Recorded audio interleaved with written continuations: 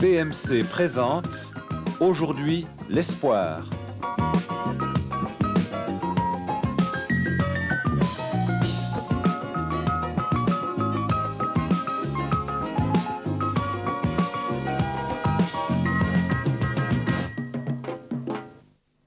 J'ai eu des choses, des vues qui étaient tellement magnifiques qu'on ne peut même pas les expliquer parce que c'était tellement beau. Je sais que j'ai traversé un grand couloir où c'était plein de fleurs.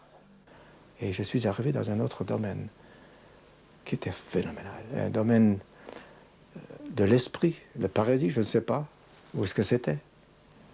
Mais c'était un endroit immense, de toute beauté, d'une blancheur éclatante. C'est une expérience. Je me demandais ce que pouvait être la mort quand la vie avait quitté le corps. Mais effectivement, il n'y a pas de mort. On peut dire que c'est la vie qui continue, mais c'est une autre vie, une vie qui est avec Dieu.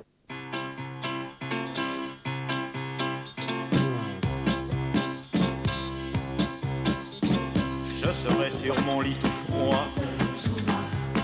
Tout sera noir autour de moi. On pleurera comme il se doit. Pendant que sonnera le glas.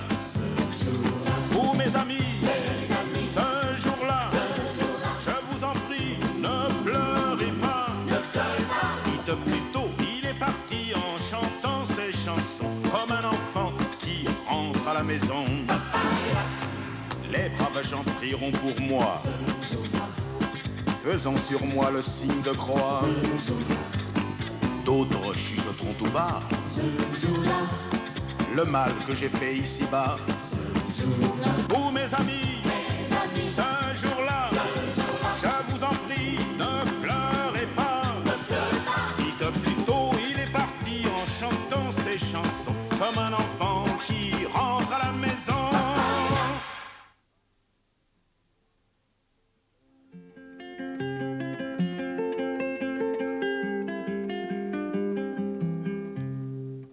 J'ai été très intéressé par la lecture d'un livre absolument passionnant d'un médecin cardiologue américain, le docteur Rawlings, intitulé « Au-delà des portes de la mort ».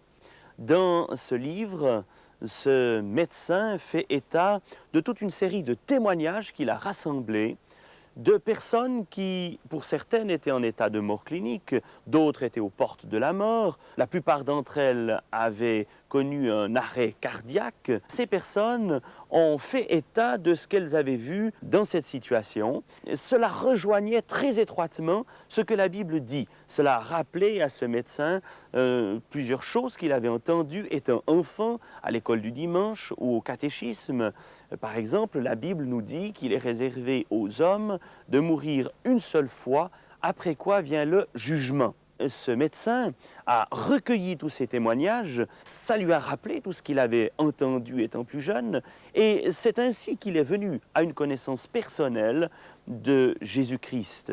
Il a appris à connaître le Dieu de la Bible personnellement de cette manière.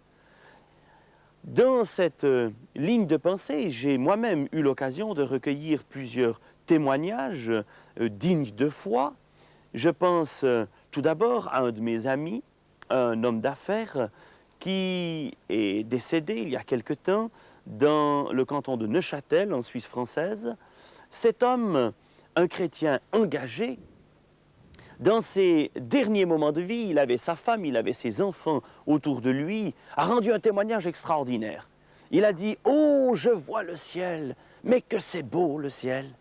Et puis, quelques instants plus tard, il a encore murmuré dans son dernier souffle. Il a encore dit « Oh, mais que l'on est bien au ciel !» Et puis, il est parti comme ça. Et sa femme et ses filles, qui m'en parlaient quelques jours plus tard, me disaient « C'était tellement extraordinaire, on aurait voulu partir avec lui. » J'ai entendu un autre témoignage, alors celui-là, je l'ai recueilli en Angleterre, à Londres. C'est un ami non chrétien d'ailleurs, qui me l'a rapporté. Il s'agissait de ses grands-parents. Il avait des grands-parents qui étaient, eux, des chrétiens engagés, des gens qui avaient une relation personnelle avec Dieu au travers de Jésus-Christ. Et voilà qu'un certain jour, le grand-père est tombé malade. Il a fallu le placer dans un hôpital et la grand-mère n'était elle-même pas très bien. Un certain jour, on l'a trouvée morte dans son lit. Alors il y a eu conseil de famille, on a discuté, est-ce qu'on va informer le grand-père, est-ce qu'on ne va pas l'informer? Et finalement, pour lui éviter un choc, on a décidé, non, on ne lui dit rien du tout. Et l'état du grand-père a continué à s'aggraver. Il est arrivé à la fin de sa vie terrestre, et dans ses dernières minutes de vie, lui aussi a vu quelque chose. Il a dit, mais je vois le ciel, c'est extraordinaire. Et puis, quelques instants plus tard, il a encore ajouté, mais je vois Julia, elle est là, elle m'attend. Et cet ami non chrétien était absolument bouleversé parce qu'il m'a dit, mais je sais que personne ne lui avait dit que Julia, sa femme, était morte. Or, dans ses derniers moments de vie, quand il voyait déjà l'au-delà, il a dit, je vois Julia. Il voyait sa femme dans l'au-delà. Et cela, c'était quelque chose de tout à fait extraordinaire pour cet ami. Et ça lui parlait beaucoup, ça lui posait une grande question. Et puis, j'ai reçu aussi un témoignage d'une personne tout à fait digne de foi, d'un membre de ma famille. Il s'agit d'une jeune femme qui était tout à fait incroyante. Elle vivait avec son ami. Elle a été atteinte d'une maladie incurable et foudroyante.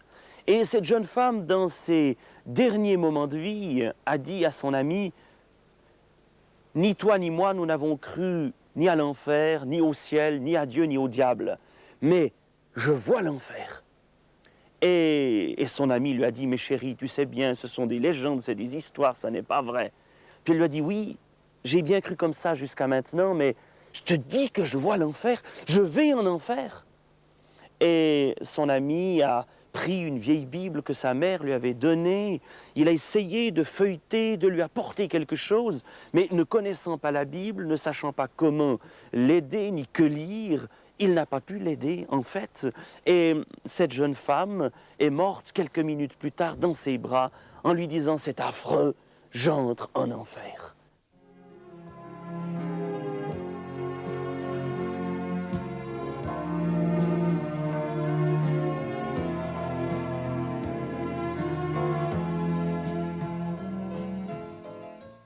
Je connais personnellement une dame qui a un témoignage bouleversant qui fait réfléchir. Elle a été opérée il y a environ une quarantaine d'années en Allemagne, d'une opération très délicate, très grave. Et puis je ne sais pas ce qui s'est passé suite à cette opération. Elle a été conduite à la morgue comme morte. Elle a été considérée comme morte, on l'a mise à la morgue, elle est restée là plus de 2 jours, je crois, si je ne me trompe pas. Et elle est revenue à elle-même, elle est revenue à la vie. Quand elle est revenue à la vie, elle est tombée dans le cercueil, ça fait un bruit terrible, ça a remué tout l'hôpital, vous pensez bien. Nous avons demandé à cette dame si elle avait vu ou entendu quelque chose, et elle nous a dit qu'elle avait vu des choses merveilleuses, elle a entendu aussi des paroles, et ça m'a fait penser à ce texte des Saintes Écritures, 2 Corinthiens, au chapitre 12. C'est l'apôtre Paul qui dit cela. « Je connais un homme, un disciple de Christ, qui voici 14 ans, fut ravi jusqu'au 3e ciel, fût-ce dans son corps ou sans son corps, je l'ignore. Mais Dieu le sait. Je sais seulement que cet homme fut enlevé au paradis et qu'il entendit des choses ineffables qu'aucune lèvre humaine ne saurait redire. » Alors, on voit que ce sont des choses qui peuvent arriver encore aujourd'hui et qui sont en accord avec les Saintes Écritures. Il y a donc une vie après la mort et ça, c'est quelque chose de fantastique.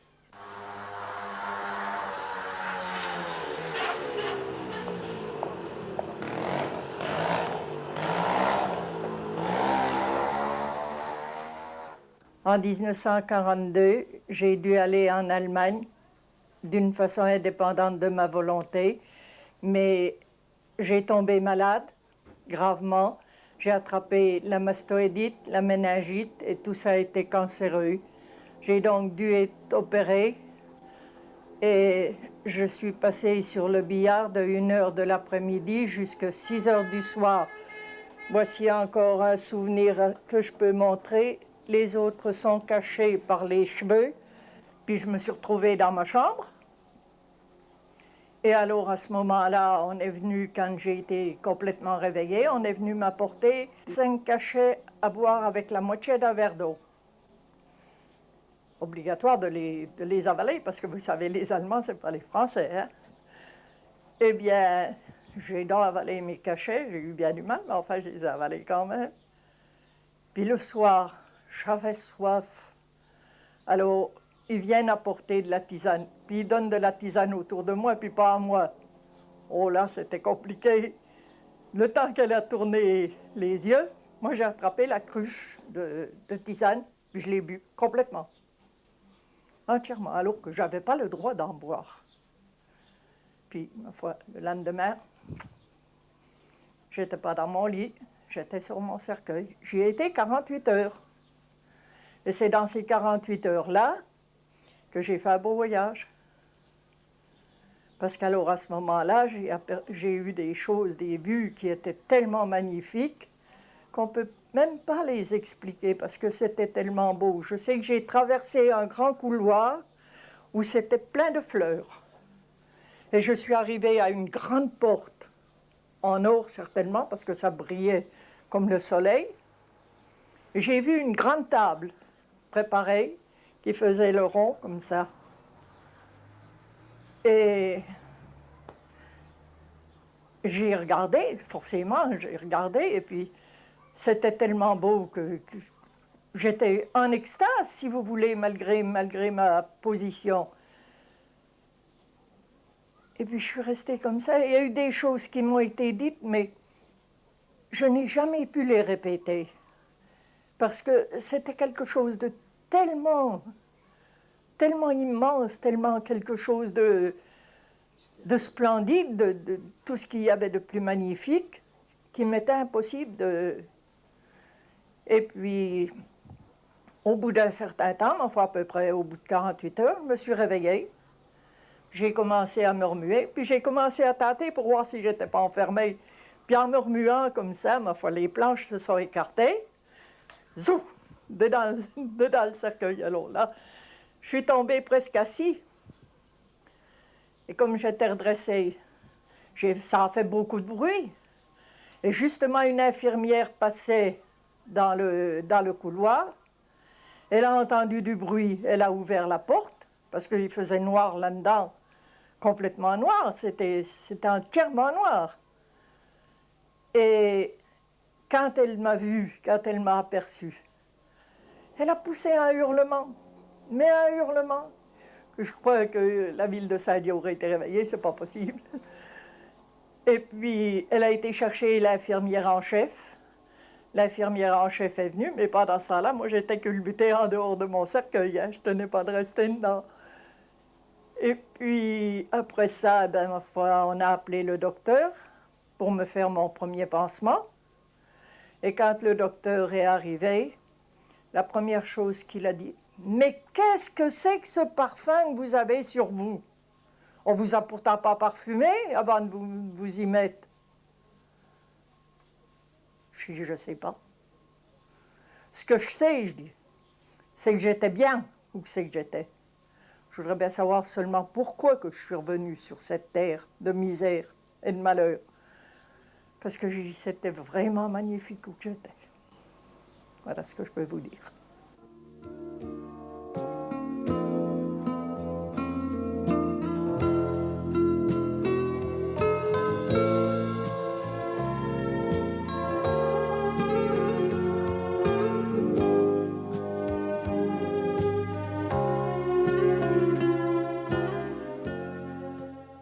Je suis médecin, né au Canada, et j'ai fait mes études à l'Université Laval au Québec.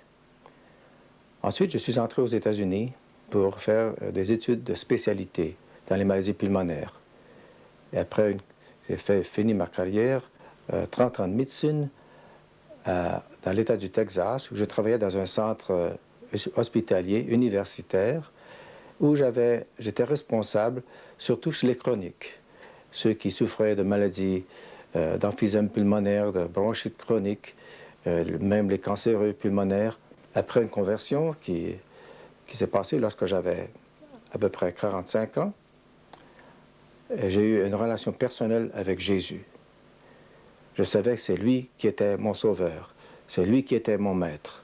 Après cette conversion, lorsque mes collègues ont commencé à me persécuter parce que je voulais témoigner, et je pouvais le faire avec mes malades sans difficulté, mais avec mes collègues en profession, il y avait un blocage. Je ne pouvais pas le faire. Mais en 1975, donc quelques années après cette conversion, un pasteur passa chez nous. Après un moment de prière, il a dit, tu sais, un jour, tu partageras l'amour de Jésus avec beaucoup dans ta profession. Mais je ne croyais pas. J'ai dit ça. Je sais que je ne peux pas le faire. Je peux témoigner avec mes malades, mais non, pas avec mes collègues, les médecins, les infirmiers, infirmières, tout le personnel soignant. Je ne pouvais pas le faire. Et là, j'ai demandé au Seigneur, il m'a dit, tu as d'autres personnes pour le faire, ce n'est pas moi. Mais ça restait toujours. Les années ont passé. Et donc, en 1978, après une année sabbatique, nous avons pris un temps de vacances à ce moment-là. Et lorsque j'étais prêt à revenir à mon travail, en mars 1979, après être très bien reposé, je n'avais jamais été malade durant toute ma carrière médicale, pendant 27 ans à ce moment-là.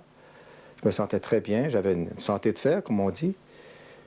Et une journée, un samedi matin, le 24 mars de cette année, lorsque, après un peu de bricolage le matin et un temps de prière avec ma femme, j'entre à la maison et avec une brassée de bois pour déposer tout près de la cheminée, et tout d'un coup, je me suis senti d'une fatigue que je ne pouvais pas comprendre. C'était un affaissement, un épuisement, sans douleur, je ne sentais aucune douleur. Et donc, j'ai dit à ma femme, est-ce que je peux me reposer? Elle a dit, va donc te coucher, va dans ta chambre, va te coucher. Et lorsque je suis entré dans mon lit, tout d'un coup, une douleur intense de poitrine, comme dans une étau. Je me suis senti à ce moment-là, je savais que, comme médecin que c'était un infarctus, une attaque cardiaque, c'était certain. Et donc j'ai crié à ma femme, je dis, viens, il faut prier, je crois que je fais un infarctus. Et nous sommes allés ensemble, nous sommes mis à genoux à ce moment-là, malgré la douleur qui était intense. Nous avons demandé au Seigneur, Seigneur, tu sais, j'ai encore beaucoup d'années à vivre ici. Je sais que je dois partager ton amour. Je ne l'ai pas fait encore, mais je dois le faire. Et aussi, nous avons des enfants. Il faut qu'ils soient éduqués et tout. Donc, ma femme était aussi, elle a prié pendant quelques minutes ensemble. Nous avons vraiment plaidé devant le Seigneur pour qu'il vienne à notre aide à ce moment-là. Nous avons crié vers le Seigneur. C'est ce qu'on doit faire. Et là, tout d'un coup, une paix qui est devenue dans notre chambre. Cette paix qui disait, bien, tout est en bon ordre, je contrôle tout. Oui, c'est très soudainement que cela s'est arrivé, le samedi après-midi. Gérard soudainement me dit qu'il ne se sentait pas bien et je lui dis de se coucher. Tous les deux, nous prions pour voir qu'est-ce qui se passe parce qu'il avait très, très mal au cœur. Et dans ma tête, j'ai pensé c'est peut-être une crise cardiaque. Nous sommes allés après cela à l'hôpital. Et tout le long du chemin, il parlait à Jésus, lui demandant d'être avec lui. Et là, dans la salle d'urgence, j'étais près de lui, je priais très en moi-même pour ne pas distraire. Et soudainement, le médecin me dit, voilà, il faut quitter la chambre. J'ai vu que Gérard avait fermé les yeux et je soupçonnais le pire. Quelques minutes après, le médecin m'a montré mon électrocardiogramme, qui était un tracé à ce moment-là. Il m'a dit, oui, tu fais un infarctus, c'est grave, c'est sérieux. Ta coronaire inférieure est totalement bloquée. Et donc, il faut commencer à te réanimer peut-être, on ne sait pas. À ce moment-là, je me sentais les mains moites et ma tension artérielle baissait et je savais que j'étais tout près de la mort. Et à ce moment-là, tout d'un coup, j'ai senti mon âme, mon esprit sortir de mon corps. Et je suis arrivé dans un autre domaine qui était phénoménal. Un domaine de l'esprit, le paradis, je ne sais pas où est-ce que c'était. Mais c'était un endroit immense, de toute beauté, d'une blancheur éclatante. Et là, j'étais parmi les saints, une multitude de saints, comme si j'avais des yeux autour de ma tête et je voyais dans un cercle de 360 degrés. Et là, tous ces gens-là, toutes ces personnes, même celles du passé que j'ai reconnues, et eux m'accueillaient. Et dans une seule pensée, une pensée unique, ils m'accueillaient dans ce royaume. disant, oh, tu es un des nôtres, comme nous sommes heureux de te voir. Et là, à ce moment-là, je dis, oh, Seigneur, je veux demeurer ici, c'est très bien ici, nous sommes très bien. Et lorsqu'on avons eu cette communion, je dirais, de pensée, et aussi, j'ai senti aussi que nous étions dans l'éternité, que le temps s'était arrêté à ce moment-là. Et un rayon immense, un rayon de lumière, je ne sais pas ce que c'était, est descendu vers moi. Et dans cette lumière est apparu Jésus crucifié, Jésus sur la croix, avant de mourir, avant qu'il donne son dernier soupir. Et là, j'ai vu Jésus qui, dans son agonie, le visage tout couvert de sang, et puis j'ai pu reconnaître ce qu'il avait l'air, mais ce n'était pas ça l'importance. Ce qui était important, c'était qu'il a regardé levé les yeux vers le ciel, et ensuite il a baissé vers moi, et j'ai reconnu cet amour. Qu'il était pour mourir pour moi, qu'il s'est donné pour moi, et pour tout le monde, toute personne sur la terre. Cet amour, c'est pour tout le monde. Et aussi, c'est parce qu'il avait obéi à son Père. Il est mort en obéissant à son Père. Et à ce moment-là, tout d'un coup, il a ouvert comme s'il avait ouvert la bouche. Et j'ai vu qu'il voulait me dire quelque chose. Et il a dit, Gérard, la paix soit avec toi. Tu es guéri. Tu n'auras plus d'angoisse. Tu n'auras plus d'anxiété. Tu n'auras plus de culpabilité. Tu n'auras plus de douleur. Dans une semaine, tu seras chez toi. Et je sais que tout de suite, j'ai dit, non, Seigneur, je veux demeurer avec toi. Je veux demeurer avec toi. Je vis très bien ici. Il m'a dit, je veux que tu ailles partager mon amour que tu viens de connaître.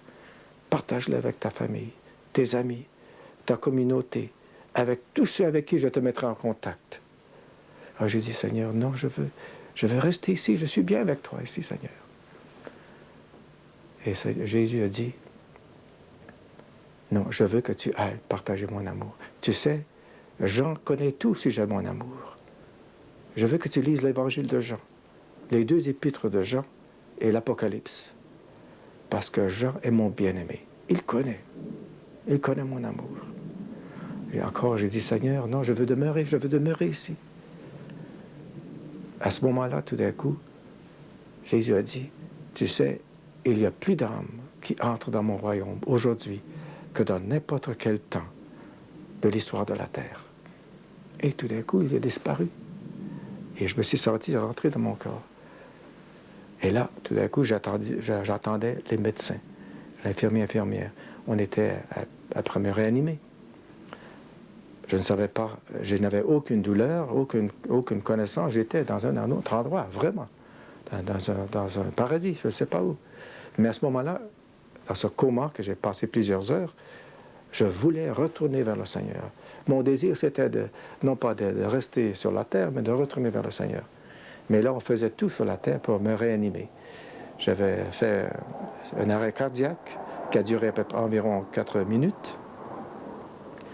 Et durant cette période de temps, moi, j'étais au paradis, je peux dire. Ensuite, la prochaine fois que je l'ai vu, c'était dans la salle des soins intensifs. Et il avait le visage rayonnant. Et il me dit, Denise, tu sais, j'ai vu Jésus. Et j'ai dit, bien, j'ai lu à propos des histoires comme cela, des personnes qui sont allées après la mort au ciel. Mais pour que ça arrive à Gérard, c'est vraiment étonnant. Alors il m'a raconté comme c'était merveilleux et comme il aurait voulu retourner et qu'il n'avait même pas pensé à moi, ni les enfants, ni rien. C'était si beau là. Il avait les larmes aux yeux en me racontant cela. Je me trouvais dans les soins intensifs. Et là, une infirmière est entrée. Une jeune fille qui s'est présentée et je lui ai dit, tu sais, je suis guéri, j'ai vu Jésus et les larmes coulaient. J'avais tellement de joie que je voulais témoigner cet amour. J'ai dit, tu sais, Jésus t'aime, Jésus m'aime, il m'a aimé, je suis guéri. Et elle écoutait. Elle ne pouvait pas en finir, elle était là, elle ne voulait pas partir. Et tout d'un coup, une autre infirmière est entrée. Et cette jeune fille-là, après que je lui ai témoigné la même chose, elle a pris la fuite. Je ne savais pas qu'elle n'était pas chrétienne. Donc, elle est allée dire à ses compagnes, elle se moquait de moi, elle dit, je ne sais pas ce qui se passe avec ce médecin, mais il a eu quelque chose qui s'est passé au cerveau. Mais le lendemain matin, 12 heures après, le médecin qui m'avait traité, le cardiologue, est entré. Il a dit, docteur, tu sais, tu es très très malade, ton cœur est fini. Si tu as une autre crise semblable, on ne ferait plus rien. Je viens justement de dire à ta femme que c'est très très très mauvais. On a tout fait pour te réanimer, mais ton cœur est encore très très brisé. Et donc, mais à ce moment-là, lorsqu'il a pu arrêter de parler, je lui ai dit, tu sais, je suis guéri, j'ai vu Jésus, je suis guéri, il t'aime, il m'aime. Donc j'ai pu témoigner avec ce médecin pour la première fois de l'amour de Christ, sans avoir de crainte, sans avoir peur. Je l'ai fait, je le faisais parce que l'amour, c'est beaucoup plus puissant que la crainte de ne pas témoigner. Et ce médecin a dit, mais fais attention, docteur Landry, tu sais, ne parle pas de ces choses-là, parce que si tu as une autre crise, on ne fait plus rien. Je peux vous dire, chers amis, que dans cet après-midi-là, dans un lit d'hôpital, je ne sentais aucune douleur, je me sentais très bien, et j'ai pris ma Bible, et j'ai commencé à lire l'Évangile de Jean. Et là, j'avais une joie infinie et des larmes qui me coulaient parce que j'ai vu comme Jean a connu cet amour. L'amour de Jésus, comme il était intime avec Jésus.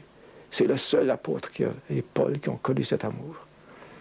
Et là, les infirmiers entraient et me disaient, mais qu'est-ce qui se passe avec ce médecin? Pourquoi? Qu'est-ce qu'il voit dans la Bible? Et moi-même, je peux vous dire que c'est le moment le plus intense de ma vie, à ce moment-là, même dans ce lit d'hôpital. Et donc, peu après, le lendemain matin, le même cardiologue entre, et après avoir fait plusieurs examens, électrocardiogramme, radiographie pulmonaire et autres, il dit, mais je ne comprends pas la chose. Et ton examen du cœur est normal, ton cœur est normal aujourd'hui, l'examen pulmonaire aussi est normal. Et j'ai dit, tu es un cas exceptionnel, je ne comprends pas. Mais je lui ai dit, tu sais, je suis guéri. J'ai vu Jésus, il m'a guéri. Et je peux vous dire que j'ai passé une semaine à l'hôpital, comme Jésus l'avait dit, sans être malade. Et je marchais dans les passages de l'hôpital comme une personne qui n'était pas malade. Et c'est la seule semaine que j'ai passée à l'hôpital comme malade. Et donc, je suis entré à l'hôpital, à la maison, je veux dire, dans une semaine, et après ça, mon travail, comme on l'avait déjà prédit. Et jusqu'à maintenant, je n'ai pas été malade une seule fois. Aucune douleur, je ne prends aucun médicament. Le Seigneur, ce qu'il fait, il le fait bien. Il a fait un miracle extraordinaire et je lui rends toute la gloire.